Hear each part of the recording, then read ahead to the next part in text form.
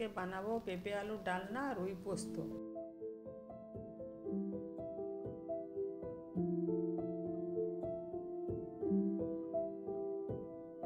মাছগুলো ভেজে নিয়ে রেত তুলে নিলাম, তারপরে তেলের মধ্যে কালো জিরে ফোড়ন দিলাম, তারপরে সর্ষে পোস্ত বাটা দিয়ে ভালো করে কষিয়ে নিয়ে নুন হলুদ একটু মিষ্টি দিয়ে অল্প একটু জল দিয়ে মাছগুলো দিয়ে দিলাম।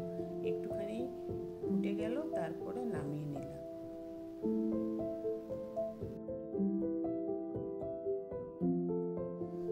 আর কিছুক্ষণ পরে রুই পোস্ত আমার রেডি হয়ে গেল।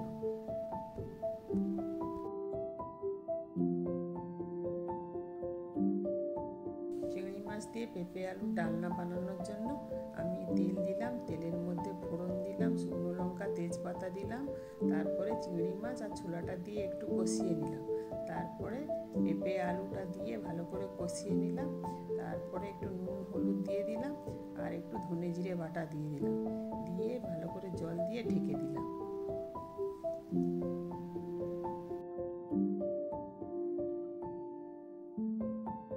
এখানে আমার রুই পোস্ত, পেঁপে আলু চিংড়ি মাছ দিয়ে ডালনাও রেডি হয়ে গেছে আর চিংড়ি মাছের টকটাও রেডি হয়ে গেছে। আমি চিংড়ি মাছের টকটা রেকর্ড করতে ভুলে গেছি, পরে একদিন আপনাদের সঙ্গে শেয়ার করব চিংড়ি মাছের টকটা।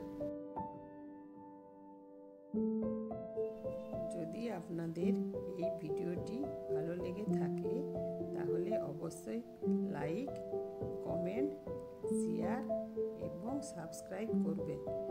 ধন্যবাদ। পরের ভিডিওতে আবার দেখা হচ্ছে।